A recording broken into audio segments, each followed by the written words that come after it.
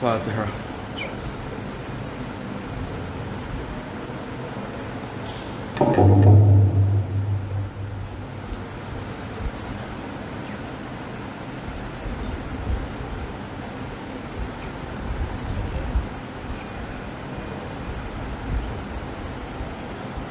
ما شاء الله ولا حول ولا قوة إلا بالله العلي العظيم. حسبنا الله ونعم الوكيل، نعم المولى ونعم النصير. أعوذ بالله السميع العليم من الشيطان اللعين الرجيم. بسم الله الرحمن الرحيم. الحمد لله الذي جازي كل صانع ورايش كل قانع وراحم كل ضارع ومنزل المنافع والكتاب الجامع بالنور الساطع، وهو للدعوات سامع وللقربات دافع وللدرجات رافع. ولا إله غيره ولا شيء يعدله، ليس كمثله شيء وهو السميع البصير اللطيف الخبير، وهو على كل شيء قدير. والصلاة والسلام والتحية والإكرام على السيد الأنام الذي سمي في السماء أحمد وفي الأرض أبي القاسم محمد، وعلى أهل بيته الطيبين الطاهرين المعصومين المظلومين الذين أذهب الله عنهم الرجس وطهرهم تطهيرا.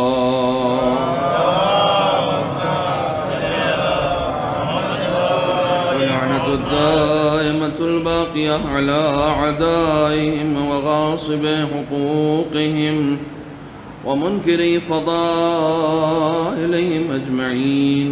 أما بعد، فقد قال الله الحكيم في القرآن الكريم: بسم الله الرحمن الرحيم. وما هذه الحياة الدنيا إلا لهو ولعب، وإن الدار الآخرة لهي الحيوان لو كانوا يعلمون. صدق الله العلي العظيم.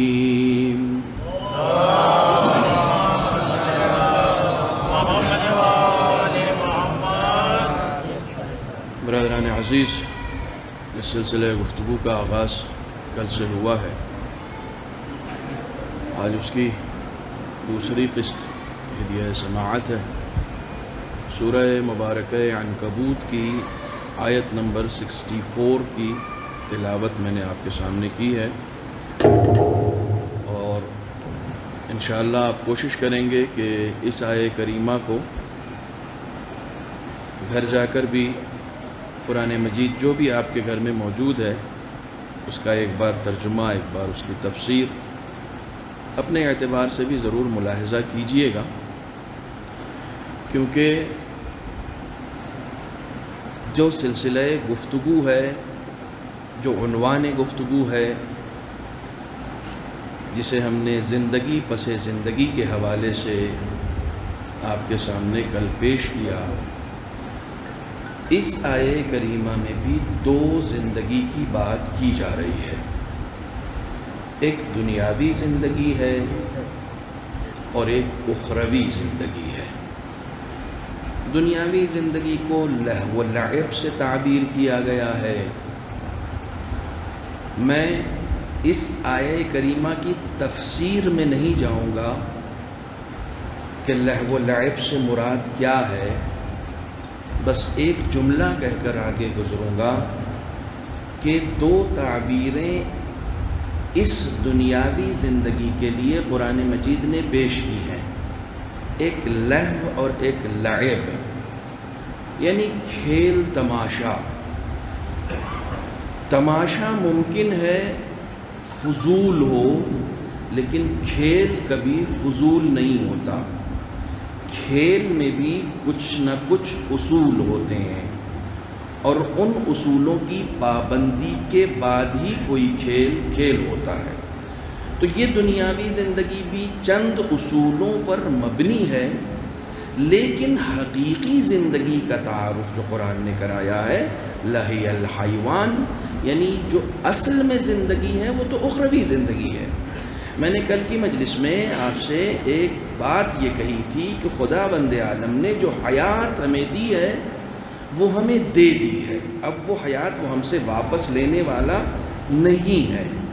بس اس حیات کو سمجھنے کی ضرورت ہے کہ یہ کون سی حیات ہے جو اس نے ہمیں عطا کی ہے، اس کا اس حیات کے عطا کرنے کا غرض کیا ہے، غایت کیا ہے، مقصد کیا ہے۔ ان سب چیزوں کے اوپر گفتگو ہوگی، چونکہ موضوع ہی زندگی پس زندگی یا لائف آفٹر لائف ہے۔ یہ زندگی جو ہمیں خدا بند عالم نے دی ہے، میں بہت آسان لفظوں میں اگر کہوں تو زندگی کے یہ مثال میں دے چکا ہوں آپ کے یہاں کہ زندگی کے دو پلان ہیں جو خدا بند عالم نے ہمیں دیے ہیں۔ ایک پلان لمیٹڈ پلان ہے اور ایک پلان انلیمیٹڈ پلان ہے۔ بالکل سادے زبان میں سمجھانے کی کوشش کر رہا ہوں۔ دنیا کا ہر انسان لمیٹڈ پلان کو اوائڈ کرتا ہے، انلیمیٹڈ پلان کو پسند کرتا ہے۔ یہ انسان کی فطرت ہے، یہ انسان کا نیچر ہے۔ میں خود اپنا موبائل جب ریچارج کرتا ہوں تو پورے سال کے لیے ریچارج کرتا ہوں۔ کیوں؟ جتنا انلیمیٹڈ ہوگا اتنا سکون زیادہ ہوگا، جتنا لمیٹڈ ہوگا اتنی سردردی زیادہ ہوگی۔ میرے لفظوں پر توجہ کیجئے گا، لمیٹڈ پلان میں سردردی ہوتی ہے، انلیمیٹڈ پلان میں سردردی نہیں ہوا کرتی ہے۔ خدا بند عالم بھی یہی بتانا چاہ رہا ہے کہ زندگی کے دو پلان ہم نے تمہیں دیے ہیں، ایک میں کچھ سردردیاں ہیں، ایک میں کچھ بلائیں ہیں، ایک میں کچھ مصیبتیں ہیں، ایک میں کچھ نعمتیں بھی ہیں۔ بظاہر دنیا تمہیں بہت خوبصورت نظر آئے گی، بظاہر دنیا تمہیں بہت حسین نظر آئے گی، بظاہر دنیا تمہیں اپنی طرف لبھائے گی، لیکن یاد رکھنا زندگی کا یہ پلان لمیٹڈ پلان ہے۔ اس پلان سے اپنا دل مت لگا لینا، کیونکہ ایک حقیقی زندگی ہے جو ہم نے تمہارے لیے سجا کر رکھی ہوئی ہے، سنوار کر رکھی ہوئی ہے، وہ ایک انلیمیٹڈ پلان ہے۔ تمہارا لمیٹڈ پلان کتنے سال کا ہو سکتا ہے؟ 60 سال کا ہو سکتا نہیں۔ تم نے نوح کی عمر پالی تو 950 سال کی عمر تو صرف ان کی تبلیغی عمر ہے، زندگی کا پتہ نہیں ہے، شاید 1000 سال سے زیادہ کی زندگی ہے۔ 950 سال کی ایسی ہزاروں زندگی بھی تمہیں مل جائے تب بھی وہ لمیٹڈ پلان ہی کہلائے گی، وہ اس انلیمیٹڈ پلان کا مقابلہ نہیں کر سکتی ہے جہاں ابدیت ہے، جہاں ہمیشگی ہے، جو کبھی نہیں ختم ہونے والی ہے۔ یہ دنیا تمہیں چاہے جتنی لمبی عمر عطا کر دے مگر آخر میں ختم ہو جانے والی ہے۔ وہ دنیا، وہ زندگی جو خدا تمہیں عطا کرنے والا ہے وہ کبھی نہیں ختم ہونے والی ہے۔ دنیا کے انلیمیٹڈ پلان میں اور خدا کے انلیمیٹڈ پلان میں یہی فرق ہے کہ دنیا کا انلیمیٹڈ بھی ختم ہو جاتا ہے، خدا کا انلیمیٹڈ کبھی ختم نہیں ہوتا۔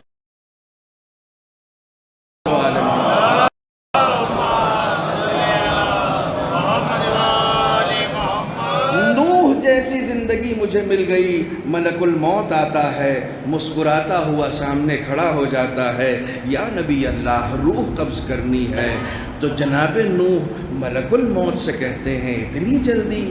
ابھی تو کچھ وقت بھی نہیں گزرا ہے۔ جناب داؤد کے بارے میں یہ کہا جاتا ہے کہ کسی قبرستان سے گزر رہے تھے، دیکھا کوئی محترمہ ہیں، کوئی ضعیفہ ہے، کوئی مومنہ ہے، کسی قبر کے اوپر بیٹھ کر رو رہی ہے۔ کہا سوچا چلو کچھ تسلیت عرض کر دیتے ہیں، کچھ دلداری کر دیتے ہیں۔ گئے اس کے پاس بیٹھے، کہا معزمہ اتنا رو کیوں رہی ہیں، جزا و فضا کیوں کر رہی ہیں؟ کہا میرا بیٹا بھری جوانی میں اس دنیا سے رخصت ہو گیا۔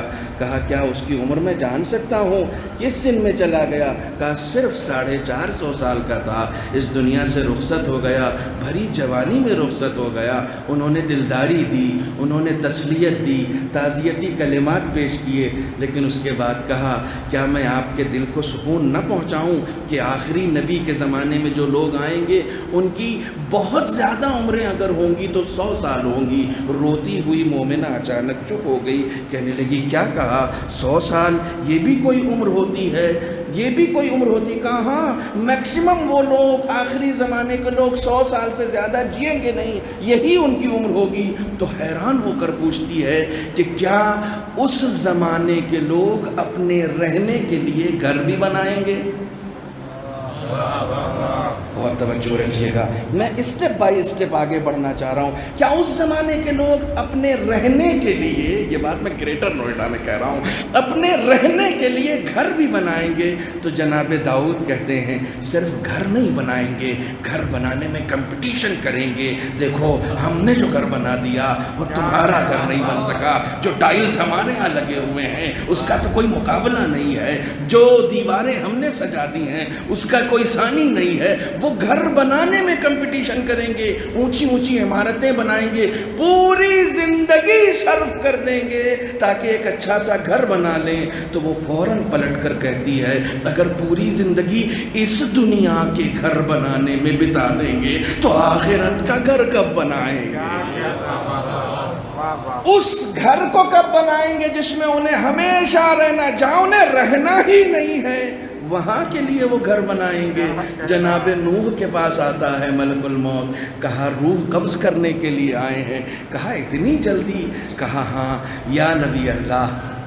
اب نبی ہے نا، دیکھیے میں آپ کی خدمت میں کچھ باتیں عرض کروں کہ روایت کا جملہ ہے مومن کے سامنے، مومن کے سامنے، میں نبی کی بات ابھی نہیں کر رہا ہوں، مومن کے سامنے ملک الموت ایسے حاضر ہوتا ہے جیسے کوئی غلام اپنے آقا کے سامنے حاضر ہوا ہے۔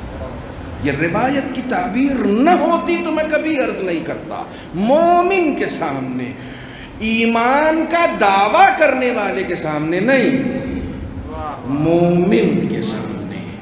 مومن وہ نہیں ہوتا جسے ہم اور آپ مومن کہتے ہیں، مومن وہ ہوتا ہے جو قرآنی تعبیرات کے مطابق مومن ہوتا ہے، مومن وہ ہوتا ہے جو فرامین اہل بیت کے مطابق مومن ہوتا ہے۔ اس کے سامنے ملک الموت، تو یہ تو نبی خدا ہیں۔ کہا ہاں میں روح قبض کرنے کے لیے آیا ہوں۔ کہا اتنی اجازت ہے کہ میں دھوپ سے سائے کی طرف چلا جاؤں؟ کہا بالکل اجازت ہے، تشریف لائیں، لیکن میں بھی روح قبض کرنے سے پہلے ایک سوال کرنا چاہتا ہوں۔ پوچھو ملک الموت، کیا سوال کرنا چاہتے ہو؟ کہا خدا نے آپ کو اتنی خوبصورت زندگی عطا کی، اتنی لمبی زندگی عطا کی، آپ نے اس زندگی کو کیسا پایا؟ کہا ملک الموت بس اتنا سا پایا کہ میں دھوپ سے سائے میں آ گیا، اس کے علاوہ یہ زندگی اور کوئی زندگی نہیں تھی۔ زندگی تو وہ ہے جہاں اب ہم جانے والے ہیں، یعنی وہ زندگی جسے ابدی زندگی کہا جاتا ہے۔ کہا تو اس وقت بھی روایت کے جملے ہیں کہ ملک الموت نے جناب نوح کی دلداری کی۔ کہا آخری زمانے کے بارے میں کیا خیال ہے؟ تو جناب نوح فوراً کہنے لگے اگر میں اس زمانے میں ہوتا تو پوری عمر صرف سجدہ شکر میں گزار دیتا کہ اتنی مختصر سی عمر میں خدا کے علاوہ اور کس سے انسان مانوس ہو سکتا ہے؟ خدا کے علاوہ کس سے انسان رشتہ اپنا بنا سکتا ہے؟ خدا کی قسم یہ روایتیں میں نے دیکھیں، اور اس کے بعد پھر معصوم کا ارشاد دیکھا کہ جس میں معصوم ارشاد فرماتے ہیں کہ عجبت لمن ایقنا انہ یموت وحدہ ویدخل القبر وحدہ وَيُحَاسِبُ وَحْدًا كَيْفَ يَسْتَأْنِسُ بِالنَّاسِ۔ معصوم فرماتے ہیں مجھے تعجب ہوتا ہے اس شخص پر کہ جو مرے گا تو اکیلے مرے گا، قبر میں جائے گا تو اکیلے جائے گا، حساب دے گا تو اکیلے حساب دے گا، اس کے بعد بھی لوگوں سے مانوس ہوتا ہے، اس کے بعد بھی وہ لوگوں سے مانوس ہوتا ہے۔ جسے سارا کام اکیلے کرنا ہے وہ ان لوگوں سے کیوں مانوس ہے؟ وہ اس ذات سے کیوں نہیں مانوس ہے جو قبر میں بھی رہے گی، مرتے وقت بھی رہے گی، برزخ میں بھی رہے گی، حساب کے وقت بھی رہے گی۔ صلوات پڑھیں محمد و آل محمد۔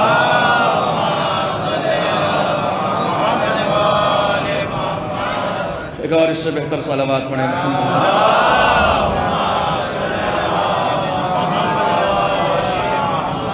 زندگی پس زندگی، لائف آفٹر لائف، یہ ایک زندگی ہے جسے خدا نے ٹرائل کے طور پر ہمیں دیا ہے۔ ٹرائل اس کو نہیں کرنا ہے۔ دیکھیے یہ ٹرائل کا لفظ میں یوں ہی استعمال نہیں کر رہا ہوں کہ میں یہاں پر خطیبانہ سخن درازی آپ کے سامنے کروں۔ سورہ مبارکہ ملک میں ارشاد ہوا ہے تبارک الذی بیدہ الملک وہو علی کل شیء قدیر الذی خلق الموت والحیات لیبلوکم۔ یہ لیبلوکم کا مطلب ہی ٹرائل ہوتا ہے۔ اس نے یہ زندگی تمہیں اس لیے دی ہے تاکہ وہ تمہیں آزما سکے، وہ تمہیں دیکھنا چاہتا ہے، وہ تمہارا امتحان لینا چاہتا ہے کہ تم کس سے مانوس ہو۔ دیکھیے اگر ہم صرف ایک بات کو یاد رکھیں جسے موت کہا جاتا ہے، مولا کائنات حضرت علی ابن ابی طالب علیہ السلام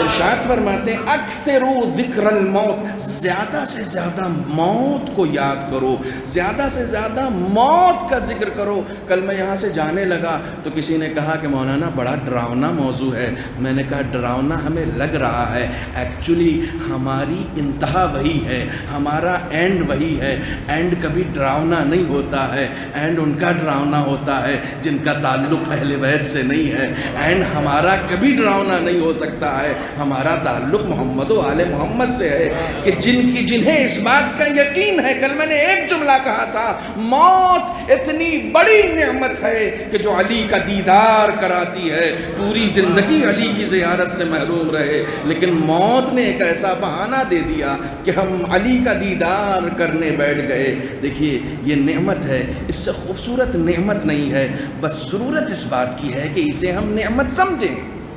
ضرورت صرف اس بات کی ہے۔ مسئلہ کیا ہے؟ مسئلہ یہ ہے کہ ہمیں اس سے ڈرایا گیا ہے۔ کل میں نے سورہ جمعہ کی ایک آیت پڑھی تھی، قُلْ إِنَّ الْمَوْتَ الَّذِي تَفِرُّونَ مِنْهُ فَإِنَّهُ مُلَاقِيكُمْ۔ یہ موت جس سے تم بھاگ رہے ہو یہ تمہیں پکڑے گی۔ ثُمَّ تُرَدُّونَ إِلَىٰ عَالِمِ الْغَيْبِ، پھر اس خدا کے پاس لے کر جائے گی جو غیب و شہود کا جاننے والا ہے، اور تمہیں بتایا جائے گا کہ تم نے کیا کیا ہے۔ اسی سورے میں یہ بھی آیا ہے فَتَمَنَّوْا الْمَوْتَ إِن كُنتُمْ صَادِقِينَ۔ اگر تم سچے ہو تو پھر موت کی تمنا کیوں نہیں کرتے؟ اس کا مطلب موت سے بھاگنا جھوٹے لوگوں کا کام ہے، موت کی تمنا کرنا سچے لوگوں کا کام ہے۔ اور ہمیں تو قرآن نے پہلے ہی حکم دے دیا ہے، یا ایھا الذین آمنوا، یا ایھا الذین آمنوا اتقوا اللہ وکونوا مع الصادقین۔ اے صاحبان ایمان تقوی اختیار کرو اور سچے لوگوں کے ساتھ ہو جاؤ۔ سچے لوگ ہمیشہ موت کی تمنا کرتے ہیں۔ بہت توجہ رکھیے گا، ایکچولی ہم نے اس موت کو سمجھا نہیں ہے کہ یہ موت ہے کیا، اس لیے اسے میں نے موضوع بنایا ہے، اس لیے ہم نے اسے اس بار سبجیکٹ کے طور پر پیش کیا ہے۔ آپ کو حیرانی ہوگی کہ جس موت کو آپ ڈراؤنا کہہ رہے ہیں، جس موت کو آپ نامانوس کہہ رہے ہیں، قرآن میں کتنی آیتیں ہیں؟ 6,600 سمتھنگ، بعض لوگ 66 کہتے ہیں، 66 کہتے ہیں، لیکن کچھ اوپر نیچے 6,600 سمتھنگ آیتیں ہیں۔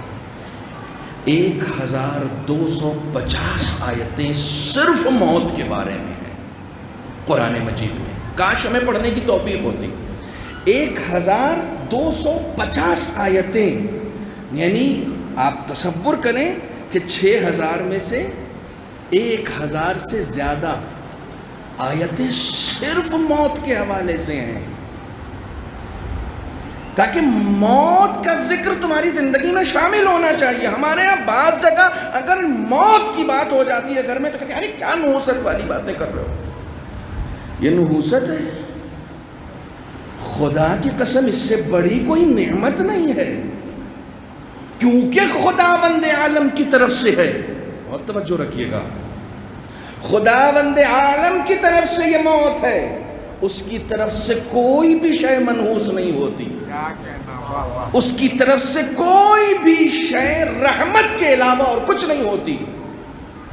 ہمیں سکھایا یہ گیا ہے کہ زندگی میں کامیاں تمہاری وجہ سے ہیں، کامیابیوں پہ خود مت اترانے لگنا، خدا کا شکر ادا کرنا، کیونکہ اس نے موقع دیا ہے۔ ہمارے ہاں سب سے بڑا مسئلہ ابھی نعمتوں کو سمجھنے کا ہے، کہ بے رسد کہ اس کا شکریہ ادا کیا جائے۔ بہت توجہ رکھیے گا، شکریہ ادا کرنا بعد کا مرحلہ، پہلے نعمت کو ہم سمجھ تو لیں کہ یہ نعمت ہے کیا۔ میں ایک مثال دوں، بہت ہی ٹھنڈے دل سے سینے پہ ہاتھ رکھ کے سوچئے گا، آپ نے کبھی خدا کا شکریہ اس بات پر ادا کیا ہے کہ آپ بستر پر لیٹنے گئے اور آپ کو نیند آ گئی؟ آپ نے اس بات کا شکریہ کبھی ادا کیا؟ جب آپ نیند سے اٹھے تو آپ نے کہا خدایا تیرا لاکھ لاکھ شکر کہ تو نے نیند کو میرے لیے آرام کا سبب قرار دیا، میں سویا تو مجھے نیند آ گئی۔ آپ نے کبھی اس بات کا شکریہ ادا کیا؟ خدا کہتا ہے اس سورے میں کہتا ہے جس میں نعمتوں کو یاد دلاتا ہے۔ کون سا سورہ؟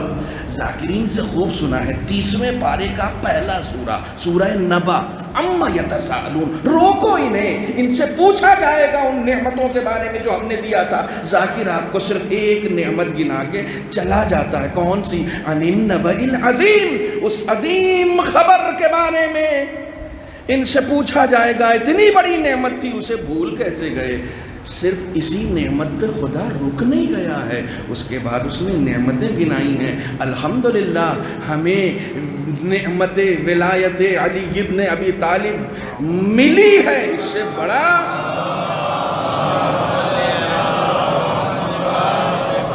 احسان نہیں ہو سکتا خدا کا۔ یقیناً یہ مایہ شکر ہے ہمارے لیے، اور ہمیں اس بات کا بھی شکریہ ادا کرنا چاہیے۔ وہ ولایت نہ ہوتی نا تو یہ فرش نصیب نہ ہوتا، وہ ولایت نہ ہوتی تو خدا دوستی کے راستے بند ہو جاتے۔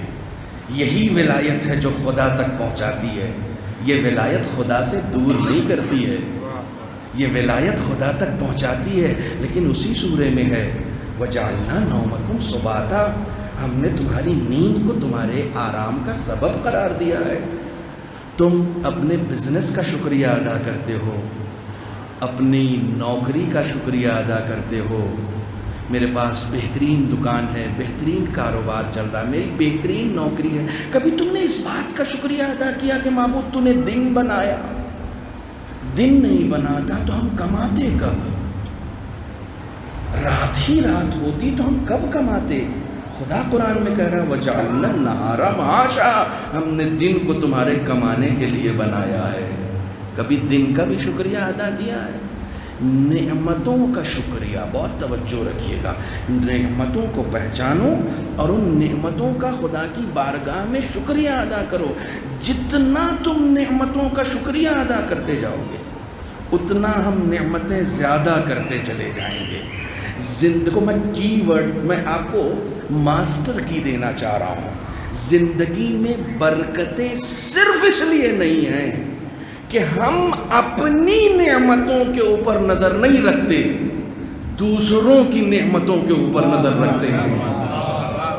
زندگی میں جتنی بھی پریشانیاں ہیں وہ صرف اس بنیاد پر ہیں، جدے بھائی کے بڑے مزے ہیں، تم نے اپنے مزے کے اوپر نظر کیوں نہیں کی؟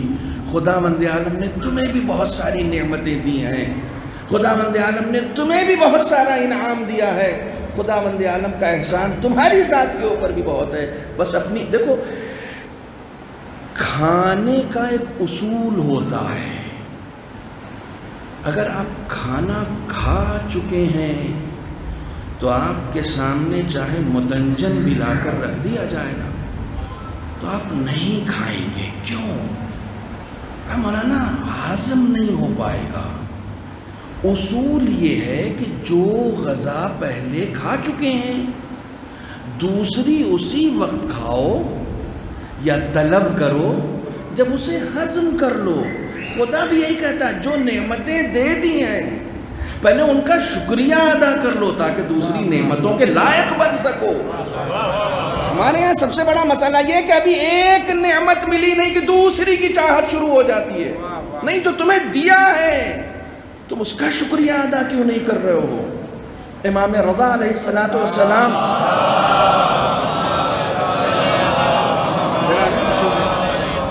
سامنے بیٹھیں گے تو مجھے چاروں طرف نہیں دیکھنا پڑے گا نا.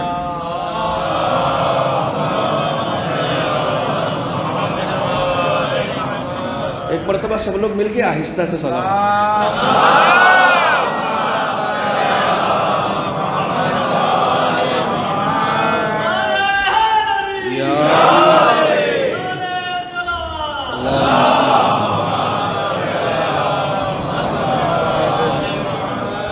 چاہنے والا آتا ہے، آ کر سلام کرتا ہے، اپنی مفلوق الحالی کا ذکر کرتا ہے. مولا بہت مفلوق الحال ہوں. امام انگور کھا رہے تھے، انگور کا ایک گچھا اٹھایا، امام نے اس کے حوالے کیا، کہا مولا یا خالی پیٹ ہیں، کھانے کے لیے گھر میں روٹی نہیں ہے، آپ انگور کا ایک گچھا دے رہے ہیں. اسی دوران ایک دوسرا چاہنے والا آیا، اس نے سلام اور عرض ادب کیا امام کی خدمت میں. امام نے اسے ایک انگور اٹھایا، ایک انگور اٹھایا اور اسے دیا، کہا یہ لو. کہا مولا آپ نے مجھے اپنے کھانے میں شامل کر لیا. سر آنکھوں پر، میں اس لائق نہیں تھا، بہت شکریہ. امام نے گچھا اٹھایا، اس کو پھر سے دیا. کہا مولا یہ ایک انگور کافی تھا، میں تو اسے گھر پہ لے کر جاتا، پانی میں رکھتا کہ میرے مولا کی طرف سے ملا ہے، تبرک ہے، سب لوگ اس میں شامل ہو جا کر. نہیں یہ بھی رکھو. کہا مولا آپ نے بڑا احسان کیا، آپ نے اس حقیر کو اس لائق سمجھا. امام جس ٹوکری میں وہ انگور رکھے ہوئے تھے نا، امام نے اسے اٹھایا، کہا یہ رکھو. کہا مولا یہی بہت ہے، آپ کا احسان. شکریہ پہ شکریہ ادا کرتا جا رہا ہے. امام دیتے چلے جا رہے ہیں. دیکھو امام کی زندگی میں نکلنے والا ہر حرف اور امام کی طرف سے کیا جانے والا ہر عمل ہمارے لیے سبق ہوتا ہے. امام نے وہ ٹوکری اٹھائی جس میں انگور رکھے تھے، اس کے حوالے کیا، کہا یہ لو. کہا مولا بہت زیادہ، بہت شکریہ، کرم، میں تو پورے محلے میں تقسیم کروں گا، میرے امام کی طرف سے نعمتیں آئی ہیں، آؤ آؤ آ کر یہ تبرک کے طور پر استعمال کرو. امام نے غلام سے کہا یہ انگور کس باغ سے آئے ہیں، جاؤ اس کے کاغذات لے کر آؤ. غلام کاغذات لے کر آیا، وہ پورا باغ اس کے نام امام نے لکھ دیا. بھائی توجہ کرو، امام نے پورا باغ. اب یہ جو پہلا شخص آیا تھا اپنی مفلوق الحالی کا ذکر کر رہا تھا، اس نے کہا مولا میں آیا تھا آپ کے پاس اپنی مفلوق الحالی کا ذکر کرنے، اس نے تو صرف سلام اور عرض ادب کے لیے آیا تھا، آپ نے مجھے ایک گچھا دیا اور اسے اتنا سارا. کہا تم نے ایک گچھے پر ناشکری کی، اس نے ایک انگور پہ شکر ادا کیا. آپ قرآن نہیں پڑھا؟ لئن شکرتم. کوئی پرابلم ہے؟ مائک میں کوئی ایشو ہے؟ جدے بھائی ڈسٹرب ہو جاتے ہیں تو پوری مجلس ڈسٹرب ہو جاتی ہے. دیکھیے ذاکر کے بعد ایک دم فوراً یہی بیٹھے ہوئے ہیں. ایک صلوات اور پڑھیں محمد والا.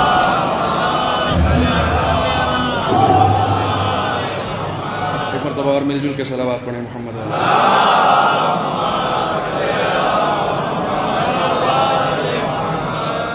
کہا تم نے قرآن نہیں پڑھا؟ لئن شکرتم لأزیدنکم، اگر تم شکریہ ادا کرو گے تو ہم اور زیادہ دیتے جائیں، اور زیادہ دیتے.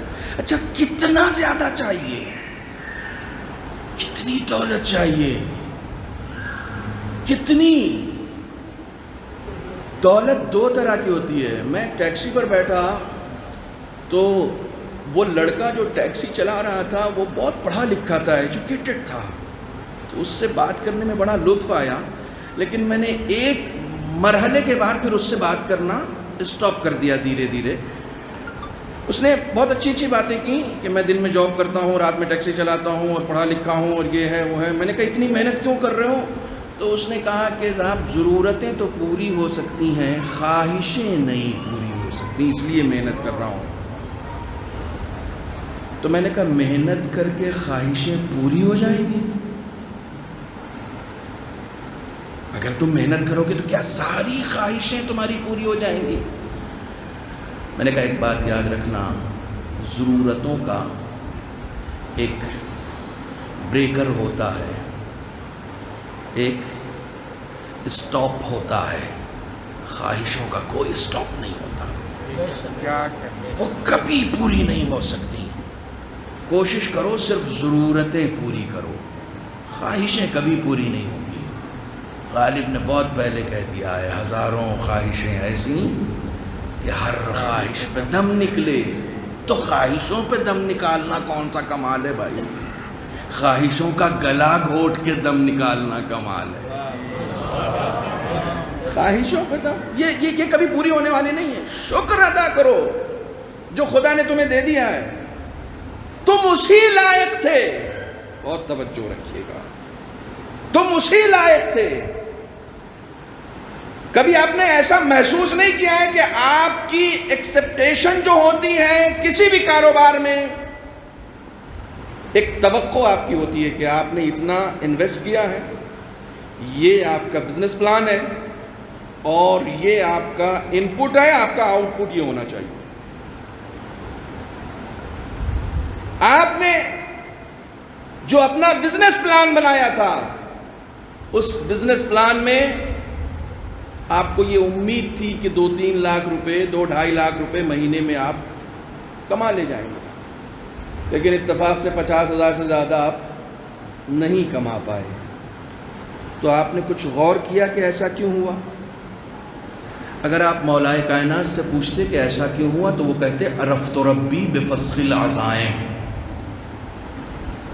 میں نے اپنے ارادوں کے ٹوٹ جانے کے ذریعے سے خدا کو پہچانا ہے. میری اپنی پلاننگ کے مطابق دنیا نہیں چلتی، دنیا چلانے والا ایک خدا ہے. یہ ساری دنیا اس کی پلاننگ کے اعتبار سے چلتی ہے. میں اپنے بچے کو بہت پڑھاؤں گا تاکہ بہت زیادہ وہ دولت کمائے، لیکن ہمارے ہاں چائے والا پردھان منتری بن جاتا ہے. کیسے؟ یہ دنیا آپ نہیں چلا رہے ہیں، یہ دنیا خدا چلا رہا ہے. اسے معلوم ہے کسے کتنا دینا ہے. جتنا بھی آپ کے مقدر میں آ رہا ہے آپ اسی لائق تھے. اس پر راضی رہنا بندگی کہلاتا ہے. خدا کا شکر ہے میری لفظیں پہنچ رہی. اس پر راضی رہنا بندگی صرف سجدے کرنا نہیں ہے. خدا دولت دیتا ہے تو حسن نہیں دیتا. دولت اور حسن وہ سب دے دیتا ہے تو بچہ نہیں دیتا. دولت حسن بچہ سب دے دیتا ہے تو بیماری دے دیتا ہے.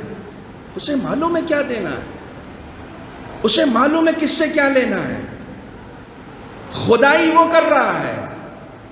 تم کو یہ زندگی ٹرائل کے طور پر دی ہے. تم دنیا سے دل لگا کے بیٹھتے ہو یا مجھ سے مانوس رہتے ہو. فائنلی میرے پاس آنا ہے. جس بچے کی تمنا کر رہا ہوں اسے چھوڑ کے آنا ہے. وہ نہیں ہوگا، لیکن میں اس وقت بھی تھا جب تم نہیں تھے. جب تم اس دنیا کو چھوڑو گے جب بھی میں رہوں گا. میں تمہارے اس دنیا میں آتے وقت بھی تمہارے ساتھ تھا. میں اس دنیا سے جاتے وقت بھی تمہارے ساتھ. تمہارا سب سے اچھا ساتھی میں ہوں. جس چیز کی تمنا تم کر رہے ہو اس میں سے کوئی ایسی چیز تمہارا ساتھی ہے ہی نہیں جو تمہارے ساتھ آ سکے. حالت احتضار کے لیے یہ کہا جاتا ہے کہ جب انسان کے پاس موت کا وقت آتا ہے تو مسل لہو، یہ حدیث ہے، مسل لہو مالہ و ولدہ مالہ و ولدہ و اعمالہ. جب انسان حالت احتضار میں ہوتا ہے نا تو پھر اس کی برزخی آنکھ کھل جاتی ہے. انشاءاللہ اسٹیپ بائی اسٹیپ یہ سب بتاؤں گا کہ برزخی آنکھ کیا ہوتی ہے. یعنی وہ اس میٹیریل ورلڈ سے باہر نکل جاتا ہے, دیوار کے پار بھی دیکھنے لگتا ہے. مرتے وقت ہی اسے دیوار کے پار بھی نظر آنے لگتا ہے. اسے جو کچھ نظر آ رہا ہوتا ہے گھر والوں کو نظر نہیں آتا. وہ دیکھتا ہے کہ اس نے جو کچھ کمایا تھا وہ اس نے اس کا مال اس کے ایک پیکر کی شکل میں اس کے سامنے ہے, ایک مجسمے کی شکل میں. میں تمہارا مال ہوں, تم نے مجھے کمانے میں اتنی محنت کی تھی.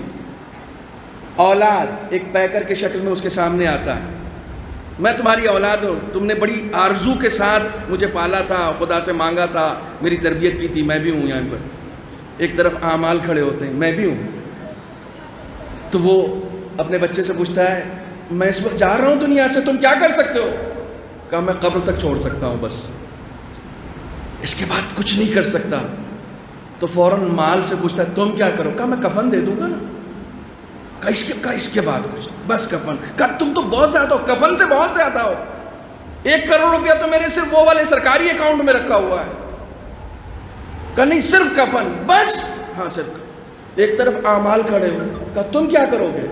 کہا دیکھو تم نے مجھے بہت دل لگی کے ساتھ تو نہیں انجام دیا, لیکن پھر بھی قبر میں بھی ساتھ رہوں گا, برزخ میں بھی ساتھ رہوں گا, محشر میں بھی ساتھ رہوں گا, ہر جگہ جہاں تک ہو سکتا ہے تمہارا ساتھ دوں گا. یہ اور بات ہے کہ بہت زیادہ دل کے ساتھ تم نے مجھے انجام نہیں دیا ہے, مگر جس حیثیت سے بھی دیا ہے تمہارا سب سے اچھا ساتھی ہوں. تو ایک تو اچھا ساتھی خدا ہے, اور ایک وہ ہے جو کام آپ نے اس خدا کے لیے انجام دیا ہے.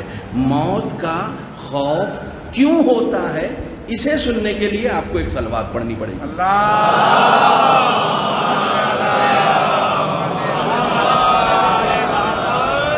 لیکن اس سے پہلے یہ جو دلچسپی ہے نا ہماری اس مٹیریل ورلڈ میں, یہ جو آفٹر لائف سے پہلے ایک لائف ہے, اس ورلڈ میں جو ہماری اپنی دلچسپی ہے, وہی دلچسپی وجہ بنتی ہے کہ ہم موت سے بھاگتے ہیں. دل لگانا, اس دنیا سے دل لگانا, اس دنیا سے دل لگی. بہت توجہ رکھیے گا, بہت عظیم مرحلے کی طرف آپ کو لے جا رہا ہوں. میں خاص طور پر صرف اس خمسے کے لیے دلی آتا ہوں. یہ اور بات ہے کہ میں دلی کا ہوں, لیکن پورے ایام اعظام آپ یقین جانیں میں صرف ان 6 دنوں کے لیے دلی آتا ہوں, پھر باہر چلا جاتا ہوں, پھر 8 ربیع الاول کے بعد ہی آتا ہوں. یہ اور بات ہے کہ رہتا اپنے گھر پہ ہوں, یہاں نہیں رہتا ہوں, لیکن کہیں پر بھی اگر آپ مولانا کو بلاتے ہیں نا تو ایک جگہ دیتے ہیں رکھنے کے لیے. بہت توجہ, آپ ایک جگہ دیتے ہیں. ابھی کل میں جدے بھائی کے ساتھ جا رہا تھا, انہوں نے دکھایا مولانا یہ اوپر بن گیا. میں نے پوچھا کیوں بنا؟ کہا جو ذاکرین آتے ہیں ان کے ٹھہرنے کے لیے ایک جگہ ہونی چاہیے. ٹھیک ہے, تو یہ بنوایا گیا انتظامیہ کی طرف سے, ساری آسائشیں اس میں ہیں. مولانا کو رہنا کہاں ہے؟ جب مولانا رکتے ہیں نا تو ان کا بستر, ان کا اے سی, ان کا پنکھا, وہ جب یہاں آئیں گے تو اے سی خود نہیں لگوائیں گے نا, لگا ہونا چاہیے نا. وہ جب یہاں آئیں گے تو ان کا ناشتہ وہ خود تھوڑی لے کر آئیں گے, ہونا چاہیے نا. ناشتہ کھانا جدے بھائی لے کر جاتے ہیں, مولانا یہ روم آپ کے لیے, یہ بستر آپ کے لیے, یہ کھانا آپ کے لیے, یہ پانی آپ کے لیے, یہ اے سی آپ کے لیے, سارا اہتمام آپ کے لیے. مولانا نے مجلس پڑھ لی, خمسہ پورا ہو گیا. اب دوسرے مولانا آئے, جیسے ہی جدے بھائی ان کو وہاں لے کر گئے تو انہوں نے کہا صاحب میں تو نہیں نکلوں گا. کہا کیوں نہیں نکلیں گے آپ؟ کہا آپ ہی نے تو کہا تھا کہ آپ کے لیے ہے. ہاں پہنچنے کی کوشش کریں, میں کہاں آپ کو لے کر جا رہا ہوں. جب دوسرے مولانا کو یہ لے کر آئے تو پہلے والے نے کہا صاحب ہم تو نہیں نکلیں گے, کیونکہ آپ ہی نے تو کہا تھا کہ آپ کے لیے ہے.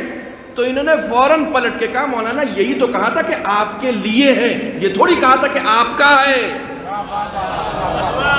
خدا کے لیے پہنچنے کی کوشش کریں, میں کہاں آپ کو لے کر جا رہا ہوں. آپ سے یہ کہا گیا تھا کہ یہ آپ کے لیے ہے, آپ کا نہیں ہے. اس سے دل نہ لگائیے.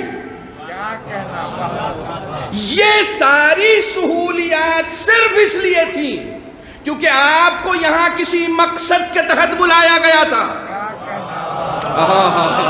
بھئی اب ذرا سا بیدار ہو کے سنیے قبلہ، آپ کو یہاں کسی مقصد کے تحت بلایا گیا تھا.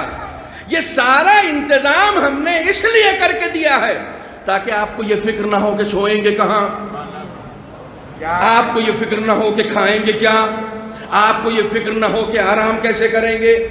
آپ کو یہ سب فکر کرنے کی ضرورت نہیں ہے. آپ اپنے مقصد پہ دھیان دیں. جس کام کے لیے آپ کو بلایا گیا ہے آپ اس پر توجہ دیں. اگر کوئی اپنے مقصد پہ توجہ نہیں دیتا اور اس کمرے سے دل لگا لیتا ہے کیا کہنا، تو اسے بلانے والا بانی مجلس پسند نہیں کرتا. کہا مولانا یہ ساری سہولیات اس لیے ہیں تاکہ آپ اپنے مقصد پہ دھیان دیں. خدا آپ کسی کو 5 دن کے لیے مہمان بناتے ہیں، 5 دن کے لیے مہمان بناتے ہیں تو اس کی سہولیات کے سارے اسباب مہیا کر دیتے ہیں اور یہ کہہ کے مہیا کرتے ہیں کہ دل نہ لگائیے گا.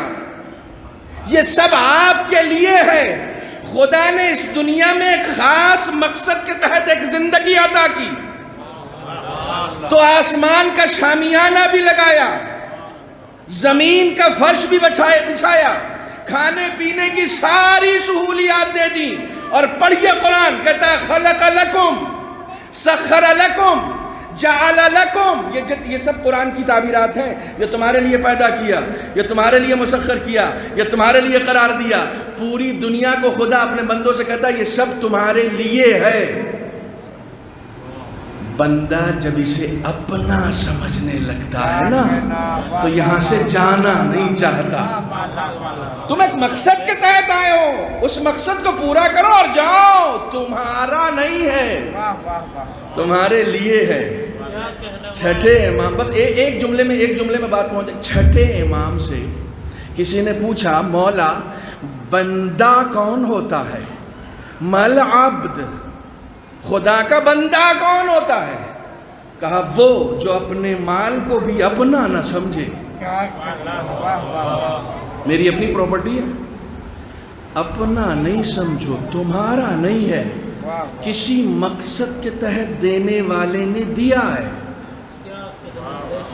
جاؤ گے تو لے، دیکھو تمہارا صرف وہی ہے جو 6x4 کے کمرے میں تم لے کر جا سکتے ہو.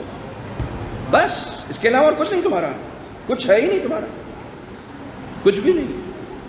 جو تم آخری آرام گاہ جسے کہا جاتا ہے، البتہ سب کے لیے یہ آرام گاہ نہیں ہوتی.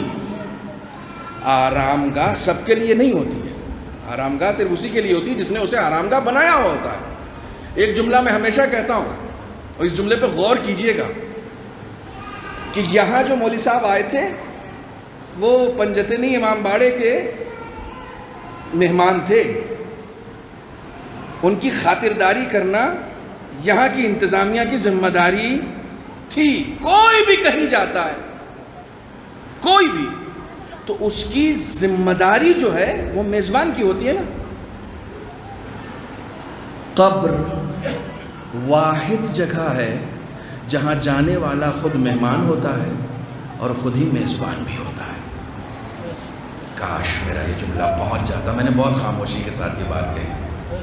قبر واحد جگہ ہے جہاں جانے والا خود مہمان بھی ہوتا ہے اور قبر میں سانپ اور بچھو کہیں باہر سے نہیں آتے ہیں، ہم خود لے کر جاتے ہیں. قبر میں نان اور دسترخوان کہیں باہر سے نہیں آتا ہے، ہم خود لے کر جاتے. ہمارے سامنے وہی پیش کیا جاتا ہے جو ہم وہاں کے لیے بھیج چکے ہوتے ہیں. تو وہاں کے میزبان ہم خود ہوتے ہیں. کیسی زندگی گزارنا ہے یہ آپ کو ڈیسائیڈ کرنا ہے.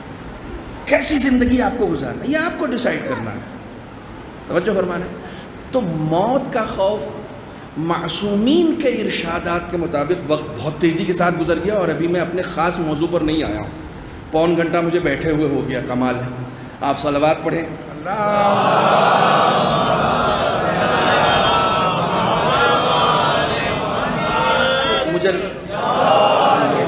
مجھے لگتا نہیں ہے کہ میں قیامت تک پہنچ پاؤں گا، اس لیے کہ وقت جو ہے وہ بہرحال برزخ تک کا جتنا سفر انشاءاللہ طے کر سکتے ہیں ہم کریں. بہت توجہ رکھیے گا. موت کا خوف معصومین کے ارشادات کے مطابق دو طرح کا ہوتا ہے. ایک وہ جو مطلوب ہے، ریکوائرڈ ہے. ایک وہ جو غیر مطلوب ہے، مانگا ہی نہیں گیا آپ سے. عام طور سے ہم لوگوں میں جو خوف ہوتا ہے وہ غیر مطلوب ہے، وہ ہم سے مانگا ہی نہیں گیا ہے، وہ ایکچول میں نہیں ہونا چاہیے. ایک مطلوب ہے جو معصومین کے یہاں بھی ہے، جو معصومین کے یہاں بھی، وہ مطلوب ہے، وہ مستحسن ہے، قابل تعریف ہے. ہم لوگوں کے یہاں جو ہے وہ قابل تعریف نہیں ہے. عام طور سے موت کا خوف جہالت کی بنیاد پر ہوتا ہے. بہت توجہ رکھیے گا. موت کا خوف جو ہے نا وہ جہالت کی بنیاد پر ہوتا ہے. امام علی نقی علیہ الصلوۃ والسلام کا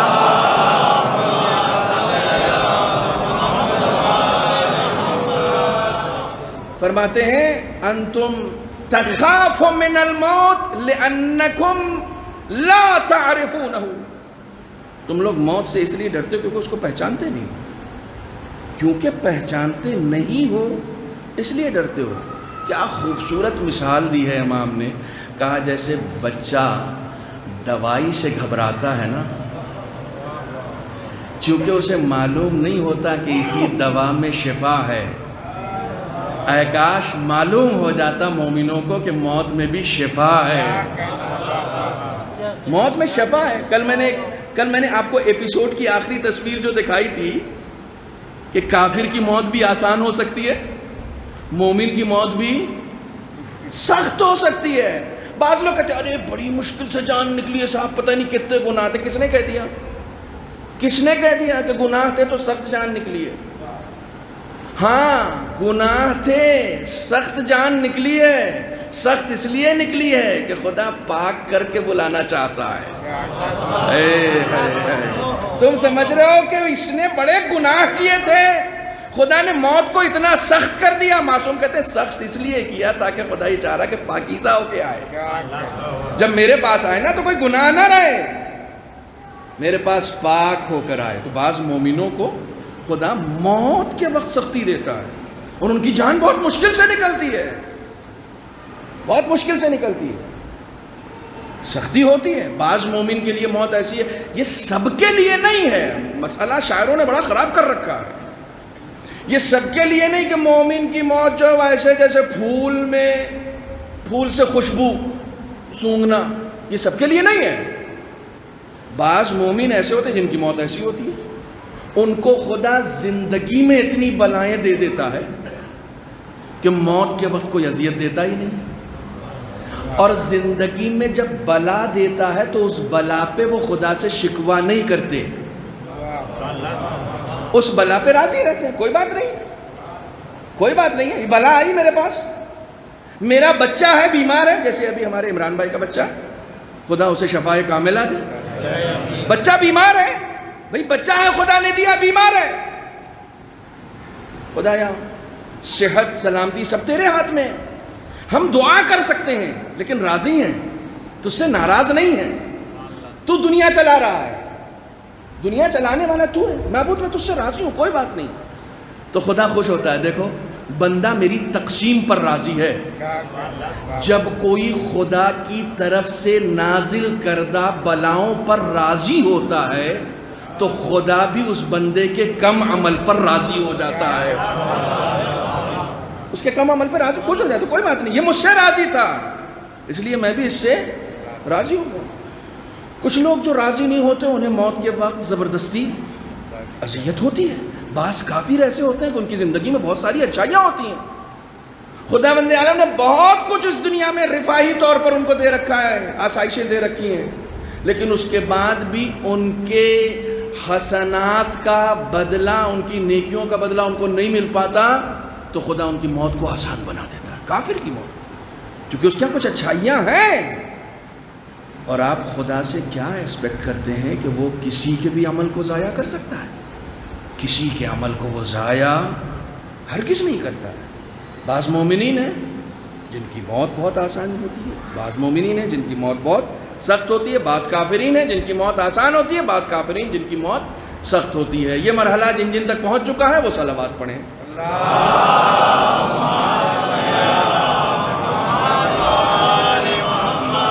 ایک 5 منٹ اگر بڑھ جائے نا تو زیادہ آپ ٹینشن مت لیجیے گا. صلوات پڑھ دیں محمد وعلیہ.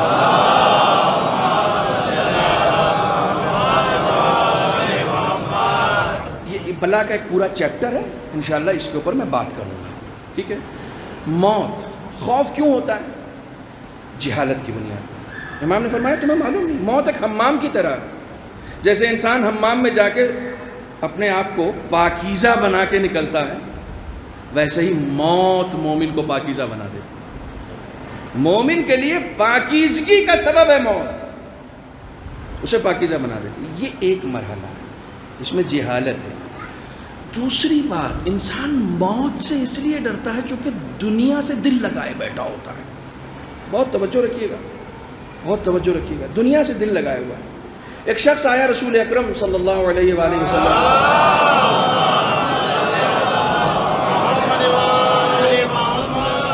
آ کے کہتا ہے کہ یا رسول اللہ مجھے موت سے بہت ڈر لگتا ہے. تو آپ نے کہا الکا مالن، تیرے پاس پیسے زیادہ ہیں کیا؟ کہا جی. کہا چونکہ تو اس سے دل لگائے بیٹھا ہے نا اس لیے موت سے ڈرتا ہے. کہا انہیں راہ خدا میں خرچ کیا ہے؟ کہا کچھ خاص تو نہیں. کہا اس لیے چونکہ تیری دلچسپی اس مال میں ہے. جب تک تو اس مال سے اپنا دل، حالانکہ دل ہٹائے یا نہ ہٹائے مرے گا تو لے کے نہیں جا سکتا. آپ کامن سی بات دیکھیں، وہ چاہے دل لگی کرے مال سے یا نہ کرے، اسے چھوڑ کے جانا ہے. ٹھیک ہے. میں ہمیشہ ایک بات کہتا ہوں، ایک نعمت ہے اور ایک رزق. ہر نعمت پر خوش مت ہونا. تم بازار گئے 1 کلو سیب لے کر آئے، 1 کلو میں 5 سیب چڑھے. یہ 5 سیب کیا ہیں تمہارے لیے؟ نعمت. تمہارے گھر میں 5 ممبر ہیں، سب کے حصے میں 1 سیب آیا. 5 سیب تمہارے لیے نعمت تھی، اس میں سے 1 سیب تمہارا رزق تھا. اچھا فرما رہے، 1 سیب تمہارا رزق تھا، باقی سب دوسرے کا تھا. تو نعمتوں پر اترایا مت کرو، بلکہ نعمتوں میں یہ غور کیا کرو اس میں کس کا رزق ہے جسے ہمیں پہنچانا ہے. نعمتوں پر اترانا کمال نہیں ہے. نعمت تمہارے پاس ہے لیکن رزق کسی اور کا ہو سکتا ہے. ایسے ہی تھوڑی معصوم نے کہا کہ اگر پڑوسی بھوکا سو جائے تو سمجھ جاؤ اس کا رزق کوئی کھا گیا. یعنی نعمت ممکن ہے میرے پاس ہو لیکن رزق کسی اور کا ہو. توجہ فرما رہے، تم کو جتنا ملا وہی تمہارا رزق ہے، وہی تم. نعمتوں کی زیادتی طلب کرنا مذموم ہے. بہت توجہ. نعمتیں زیادہ سے زیادہ طلب کرنا قرآنی نگاہ میں معیوب ہے، اچھا نہیں مانا گیا. نعمت ملی ہوئی ہے پھر اور نعمت طلب کیے جا رہا. قرآن نے 2 لفظ استعمال کی. قبلہ غلام حیدر صاحب پیچھے بیٹھے ہوئے، میں خاص توجہ چاہوں گا. 2 لفظ. ایک کے لیے کہا الہاکم التکاثر. تکاثر کثرت سے آیا ہے نا، جو لوگ بہت زیادہ مانگتے ہیں ان کے اوپر قرآن نے کہا واہ ہو تمہارے اوپر، کتنی حوث ہے تمہارے اندر. ایک لفظ ہے تکاثر، جو نعمتوں کی زیادتی چاہتے ہیں. ایک لفظ ہے کوثر. تکاثر مذموم ہے، کوثر قابل تعریف ہے. زیادہ نعمتیں طلب کرنا تکاثر ہے، رزق میں برکت طلب کرنا کوثر ہے. نہیں. دیکھیے فضیلت یہیں سے بیان ہو سکتی ہے. اولادوں کی ڈھیر لگ جائے لیکن کسی کام کی نہ ہو، یہ تکاثر ہے. ایک ہی بیٹی ہو اور 11 اماموں کی ماں بن جائے، یہ کوثر ہے. اسے برکت کہا جاتا ہے، اسے برکت کہا جاتا ہے. تکاثر اچھی چیز نہیں ہے. بنی امیہ کو بڑی اولادیں ہوئی مگر کس کام کی؟ رسول کی ایک بیٹی. کیا کہنے والا مگر کوثر قصیدہ پڑھا قرآن نے. تو نعمتوں کی زیادتی طلب مت کرو، جو ملا ہے اسی میں برکت طلب کرو. کیا کہنے میں نے اپنے عنوان کو انگلش میں بھی بیان کیا. برکت کا ترجمہ ڈھونڈ جائیے گا، یہ میں کئی بار کہہ چکا ہوں. برکت کا ترجمہ ڈھونڈ جائیے گا، کسی ڈکشنری میں نہیں ملے گا، کیونکہ یہ ڈکشنری کا لفظ نہیں ہے، لوح محفوظ کا لفظ ہے. اس کا ترجمہ آئے کہاں سے؟ برکت اس کی طرف سے آتی ہے. برکت کبھی کبھی آپ محسوس کرتے ہوں گے جب کبھی حساب کرنے بیٹھتے ہوں گے، معبود میرا خرچہ میرے حساب سے میری آمدنی سے زیادہ آ رہا ہے، میری آمدنی تو بڑی مختصر ہے، خرچے کی فہرست بہت لمبی چوڑی ہے. اس کا مطلب اس خرچے کی فہرست جو آپ کی لمبی ہے نا، اس میں وہ برکت چھپی ہوئی ہے جو آپ کو نظر نہیں آ رہی ہوتی ہے. تم خدا کا شکر ادا کیا کرو. کیا کہنے والا معبود تیرا لاکھ لاکھ شکر ہے، کیسی نعمتیں تو نے دے دی. اس کے کرم میں سے ایک کرم یہ ہے کہ وہ دے بھی دیتا ہے اور احساس بھی نہیں ہونے دیتا کہ دے دیا. دنیا میں کوئی دے گا نا تو جتائے گا. جلدی جلدی سن لیجئے، وقت بہت تیزی کے ساتھ گزر رہا.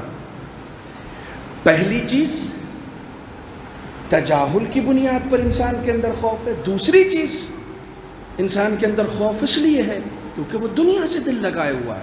کیسا دل لگانا؟ آپ مجھے بتائیں کیسا دل لگانا؟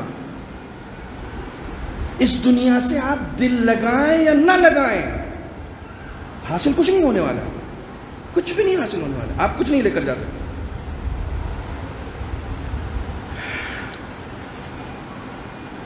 کل کسی نے کہا کہ بوڑھوں کا موضوع ہے یہ.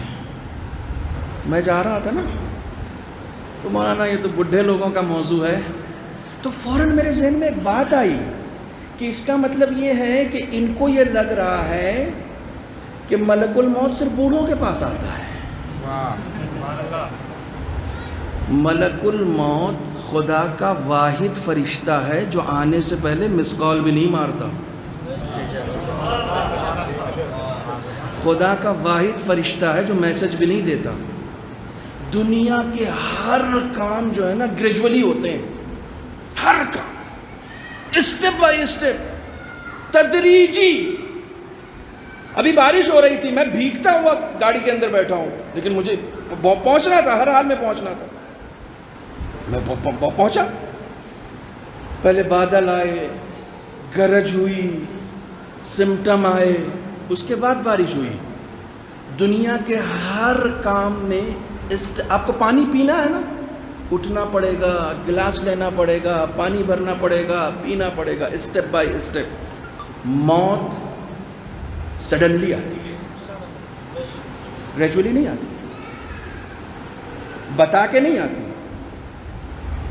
کوئی یہ کہہ نہیں سکتا کہ صرف بوڑھوں کو آئے گی. میں نے ایسے ایسے بوڑھے دیکھے ہیں کہ جوانوں کی جوانی ان پہ ناز کرتی ہے. بڈھے کو کھانا، جوان کو کھانا ہضم نہیں ہوتا، بوڑھا 3 ٹائم کھاتا ہے. اسے 1 ٹائم نہیں ہضم ہو رہا، اس کا ہاضمہ خراب ہو چکا. یہ پرانے گھی کھائے ہوئے ہیں، انہوں نے اڈانی کا ڈالڈا کھایا، یہ کیا ہضم ہو؟ توجہ فرما رہے. اور آج کل تو ناگہانی موت زیادہ ہو گئی ہے، کہیں کوئی تصور نہیں ہے جس کے مرنے کا وہ مر جا رہا ہے. تو یہ بوڑھوں کا موضوع نہیں ہے، فوراً آتا ہے. میں آپ کو ایک بات بتا دوں، سمجھ لیجئے، ایک ارادہ ہوتا ہے اور ایک کام ہوتا ہے. ایک مرتبہ آپ نے پانی پینے کا ارادہ کیا، ادھر ارادہ ہو گیا، لیکن جب آپ کام کرنے جائیں گے نا تو اس میں آپ اسٹیپ بائی اسٹیپ وہ کام کریں گے. بٹ ارادہ فوراً سڈنلی ہوتا ہے. کہ جیسے آپ ارادہ سڈنلی کرتے ہیں ویسے ہی خدا سڈنلی ارادہ کرتا ہے اور ملک الموت فوراً روح قبض کر دیتا. تو مولانا ایک ساتھ تو کئی کی کر لیتا ہے. تو معصوم نے کہا کہ اس کی ہتھیلی پر دنیا ایسے ہی ہے جیسے تمہاری ہتھیلی پہ سکہ. جب جس کو جہاں سے چننا چاہتا ہے چن لیتا ہے. ایک ارادے کی طرح فوراً. اور ویسے آپ کو بتا دوں، ملک الموت جس کا نام عزرائیل ہے، اس کے پاس منترالے ہے موت کا. آپ اس کو سمجھنے کی کوشش کیجیے، اس کی پوری فوج ہے، ایسا نہیں کہ وہ اکیلا ہے، اس کے پاس پوری فوج ہے. البتہ یہ اس طرح کا سے کہنا بھی اہانت ہے کہ وہ معصومین نے ہمیشہ یہ مقرب بندے ہیں جتنے بھی ہیں نا، اسرائیل علیہ السلام، جناب جبرائیل، جناب میکائیل، یہ سب خدا کے مقرب فرشتے ہیں. ان کو علیہ السلام کے ساتھ کہنا چاہیے. اور ویسے بھی حضرت ملک الموت کو تو اور بھی علیہ السلام کہنا چاہیے تاکہ ان سے دوستی بنی رہے. ٹھیک ہے نا؟ ہاں، ایک صلوات پڑھیں محمد والا.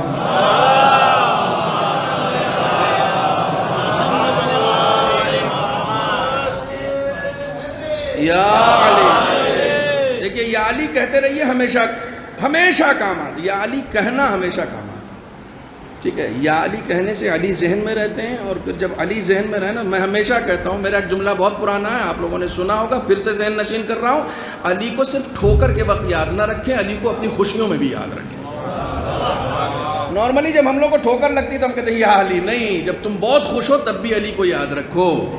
ٹھیک ہے؟ علی کو ہر جگہ علی کو یاد رکھو، علی کام آئے. بہرحال دنیا سے محبت. اب آخری روایت سناؤں اور یہیں پر روک رہا ہوں، اس کے بعد پھر باقی چیزیں کل، چونکہ کچھ مجھے آپ کو حدیثیں بھی سنانی تھیں، اب آج وقت میں گنجائش نہیں ہے. رسول اکرم نے فرمایا چونکہ تمہارا تعلق اس مال دنیا سے بہت زیادہ ہے، اس لیے تم موت سے گھبرا رہے ہو. ان سے دل ہٹا لو، واقعی ہٹا لو. یہ دنیا گزر جائے گی. آپ نے کہیں دیکھا ہے کہ کسی نے ریلوے اسٹیشن پہ اپنا کمرہ بنایا؟ وہاں سے گزرنا ہے، وہاں کمرہ نہیں بنایا جاتا. جن کی برزخی آنکھ کھل جاتی ہے نا، انہیں پتہ چل جاتا ہے کہ یہ دنیا ایک گزرگاہ ہے، ایک اسٹیشن ہے، یہاں سے ہمیں گزرنا ہے، یہاں سے گزرنا ہے. بس اتنا ہی لو جتنے کی ضرورت ہے، اس سے زیادہ کی خواہش مت کرو. یہ اور بات ہے کہ ایک حدیث ہے کہ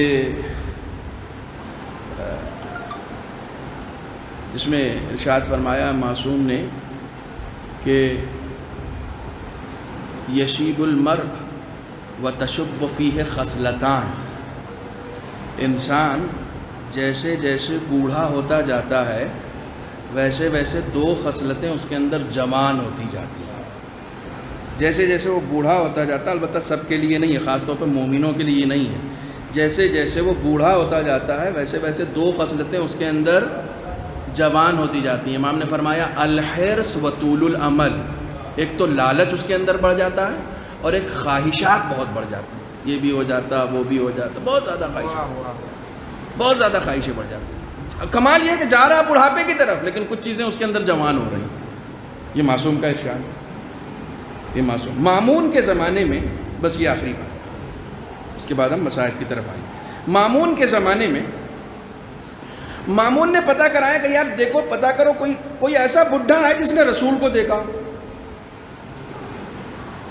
بہت تلاش کرایا، کہاں صاحب وہ فلاں دیہات میں رہتا ہے، وہ 100 سال سے بھی زیادہ کا ہو چکا ہے، 150 سال سے زیادہ کا ہو چکا ہے، اور اس کا یہ دعویٰ ہے کہ اس نے رسول کو دیکھا. کہا لے کر آؤ اس کو، اس سے پوچھوں گا کچھ رسول سے سنا کہ نہیں سنا.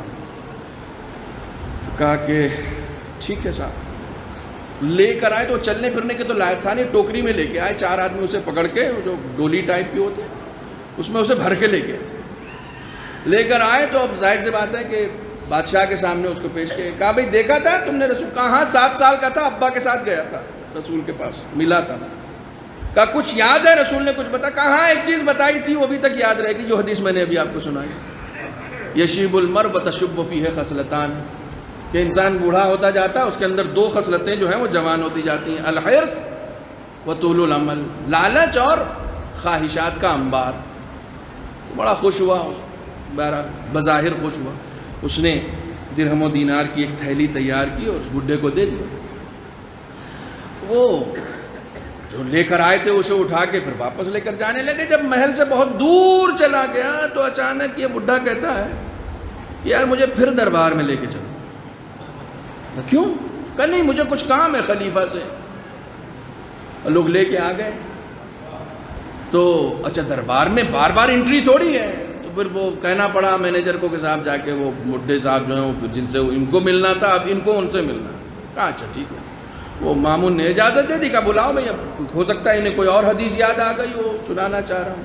وہ بلایا گیا تو مامون کے سامنے جا کے اس نے اپنی تھیلی اٹھا کے کہا یہ ہر مہینے ملے گا یا ایک ہی بار کا ہے؟ تو اس نے کہا صدق رسول اللہ, واقعی خدا نے سچ کہا تھا کہ جیسے جیسے آدمی بوڑھا ہوتا جاتا ہے اس میں ہوس جو ہے وہ جوان ہوتی چلی جاتی ہے. تم خود یہ حدیث سنا رہے, ابے تم کو جو دیا ہے تم یہ بھی خرچ کر پاؤ گے کہ یہ نہیں کر پاؤ گے؟ ابھی اس کا بھی ٹھکانہ نہیں معلوم ہے, لیکن اس کے باوجود ہوس یہ ہے کہ یہ ہر مہینے مل جائے, اگلے مہینے رہو گے. آپ توجہ فرما, انسان جب وابستہ ہو جاتا ہے اس دنیا سے تو پھر وہ موت سے گھبراتا ہے. دنیا سے وابستہ نہ ہو. یہ جو تمنا ہے نا موت کی, ایکچولی انسان ایک مانوس دنیا سے نامانوس دنیا کی طرف جا رہا ہوتا ہے, اس لیے گھبراتا ہے. امام موسی کاظم علیہ السلام دیکھو بڑے خوبصورت انداز میں مصائب کی طرف آیا ہوں, بہت خوبصورت انداز میں. یہ روایت مجھے یاد آ گئی. یا 7ویں امام کو جب قید خانے میں ڈالا گیا, آپ کو اس قید خانے کی صفت بتاؤں, وہ کنواں نما تھا, بالکل اندھیرا, اٹھنے پر سر ٹکراتا تھا, یعنی نہ اس میں ٹھیک سے لیٹ سکتے تھے, نہ کھڑے ہو سکتے تھے, کچھ بھی نہیں کر سکتے تھے, تاریخ. جب اس قید خانے میں ڈالا گیا نا تو امام نے اس بات کا شکر ادا کیا کہ معبود تیرا لاکھ لاکھ شکر کہ مجھے اپنی عبادت کے لیے تنہائی عطا کر دی.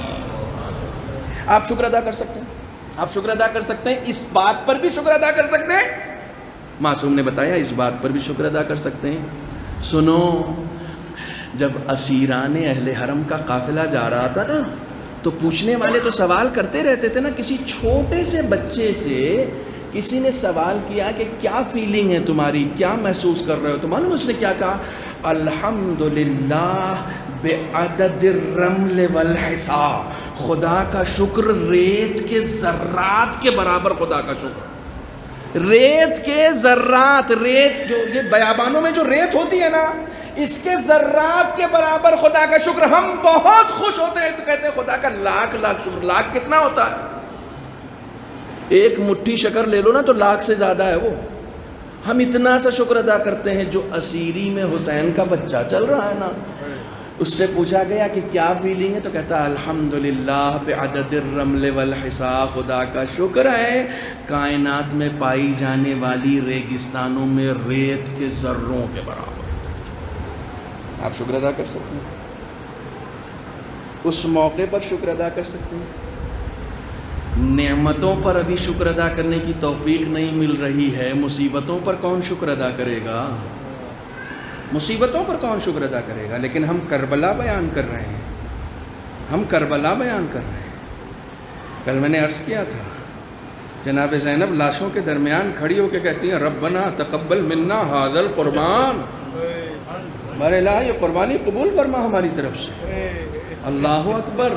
جب تک حسین زندہ تھے ہر شہید جب واپس آتا تھا نا تو حسین کہتے تھے پالنے والے قبول فرما. اللہ اکبر. کس مقام و منصب پر زینب پہنچ گئیں. ہر ایک شہید کے بعد حسین جو عمل کرتے تھے, حسین کی شہادت کے بعد وہی عمل زینب کر رہے تھے. معبود ہم آل محمد کی طرف سے یہ قربانی کو قبول فرما. جناب زینب امام حسین کے لاشے کے پاس کھڑے ہو کر سر سے پاؤں تک دیکھ رہے ہیں. سید سجاد پوچھتے ہیں پھوپھی اماں کیا ڈھونڈ رہی ہیں؟ کہا بیٹا اس لاشے میں بوسہ لینے کی ایک جگہ ڈھونڈ رہی ہوں.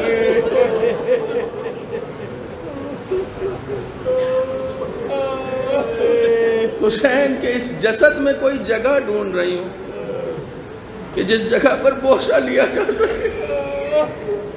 جب کوئی جگہ نظر نہیں آئی نا زینب کبریٰ کو تو تاریخ کہتی ہے کٹی ہوئی گردن کا بوسہ لیا ہے زینب کبریٰ نے. اجرکم علی اللہ, خدا آپ کو نہ رلائے.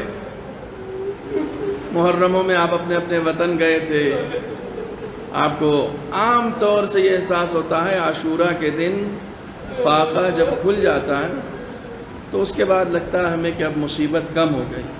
نہیں، حسین کی مصیبت ختم ہوئی تھی. زینب کی مصیبت تو اسی دن سے شروع ہو چکی ہے. سید سجاد کی مصیبت تو اسی دن سے شروع ہو گئی ہے. کل میں نے حسین کی 4 سالہ بچی کا تذکرہ کیا ہے نا کہ کبھی جناب ام کلثوم آ کر اٹھاتی ہیں، کبھی جناب زینب آ کر اٹھاتی ہیں، کبھی سید سجاد آ کر اٹھاتے ہیں. لیکن جب یہ بچی کسی کے کہنے سے نہیں اٹھتی تو تاریخ کہتی ہے، اب یہ روایت نقل کرتے ہوئے انسان کا بدن کانپ جاتا ہے. تاریخ کہتی ہے کہ ایک ملعون تازیانہ لے کر آگے بڑھتا ہے، اس بچی کے بازو کو پکڑتا ہے. وہ بچی اپنے بابا کی طرف ہاتھ سے اشارہ کر کے کہتی ہے مجھے میرے بابا سے دور نہ کرو، مجھے میرے بابا کے بدن سے دور نہ کرو، مجھے میرے بابا سے دور نہ کرو. میں بھی بابا کے ساتھ اسی جگہ پر اپنی جان دینا چاہتی ہوں، لیکن اب یہ قافلہ جانا ہے. تو تاریخ کہتی ہے کہ اونٹ منگوائے گئے جن میں کجاوے نہیں تھے، ہماریاں نہیں تھیں. اونٹ کی ننگی پیٹھوں پر سب کو بٹھایا جانا تھا. شمر ملعون بزد ہے اس بچی کو اونٹ پر بٹھانے کے لیے. جناب زینب کہتی ہیں کہ اس بچی کو، یہ بچی اتنی چھوٹی ہے کہ اونٹ کی بے کجاوا اونٹ کی پیٹھ پر یہ سنبھل نہیں سکتی ہے. اسے یا رباب کی گود میں دے دے یا ام کلثوم کی گود میں.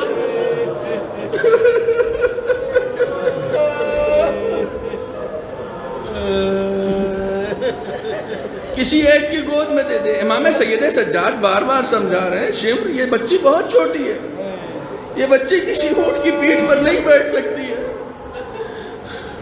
لیکن وہ بزد ہے کہ نہیں، بچی بیٹھے گی تو اونٹ پر ہی بیٹھے گی. اور آخر کار ایک اونٹ کی ننگی پیٹھ پر اس بچی کو بٹھا دیا گیا.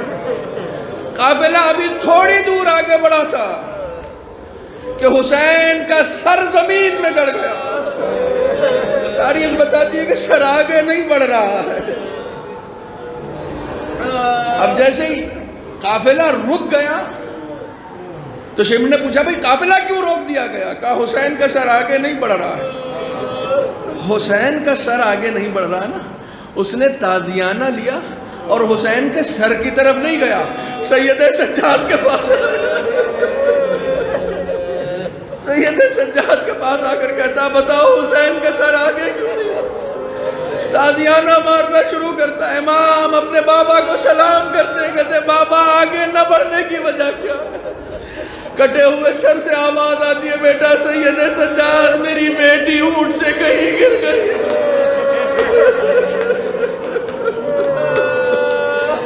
زینب نے اپنے آپ کو اونٹ سے گرایا،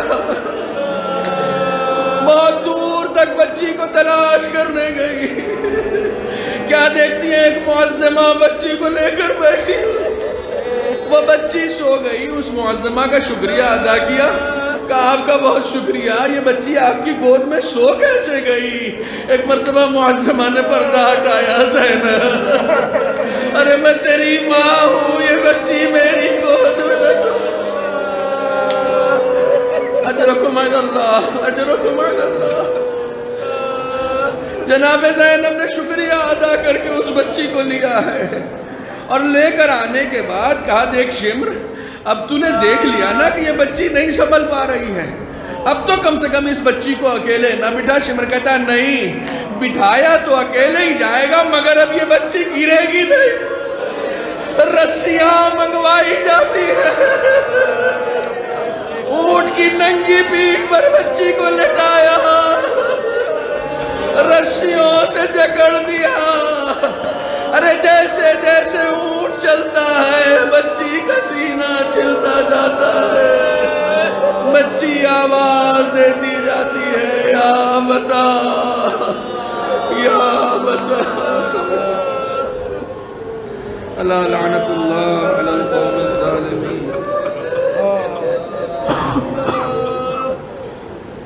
وَسَيَعْلَمُ الَّذِينَ ظَلَمُوا أَيَّ مُنْقَلَبٍ يَنْقَلِبُونَ. بسم الله الرحمن الرحيم. اللهم كن لوليك الحجة ابن الحسن صلواتك عليه وعلى آبائه في هذه الساعة وفي كل ساعة وليا وحافظا وقائدا وناصرا ودليلا وعينا حتى تسكنه أرضك توعا وتمتعه فيها طويلا